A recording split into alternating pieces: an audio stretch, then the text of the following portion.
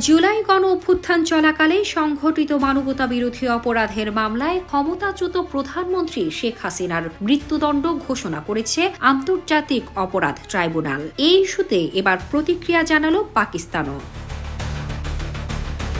গত বছরের ৫ আগস্ট দেশ ছেড়ে প্রতিবেশী ভারতে আশ্রয় নেন শেখ হাসিনা। বর্তমানে তিনি সেখানেই অবস্থান করছেন।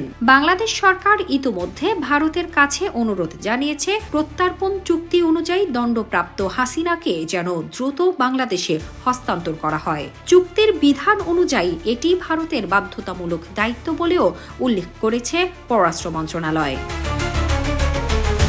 এই পরিস্থিতিতে পাকিস্তানের পররাষ্ট্র মন্ত্রণালয়ের মুখপাত্র তাহির আন্দারবি বলেন, শেখ হাসিনার মৃত্যুদণ্ড বাংলাদেশের অভ্যন্তরীণ বিষয়।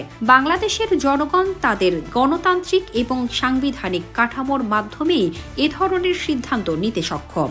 এর আগে ১৭ নভেম্বর ভারতের পররাষ্ট্র মন্ত্রণালয়ও রায়কে কেন্দ্র করে বিবৃতি দেয়। তারা জানায়, আন্তর্জাতিক অপরাধ ট্রাইব্যুনালের ঘোষিত রায় সম্পর্কে ভারত অবগত রয়েছে। নিকট প্রতিবেশী হিসেবে ভারত বাংলাদেশের জনগণের শান্তি, গণতন্ত্র, অন্তর্ভুক্তি এবং স্থিতিশীলতার পক্ষে অঙ্গীকারবদ্ধ এবং সংশ্লিষ্ট সব পক্ষের সঙ্গে গঠনমূলকভাবে সম্পৃক্ত থাকবে।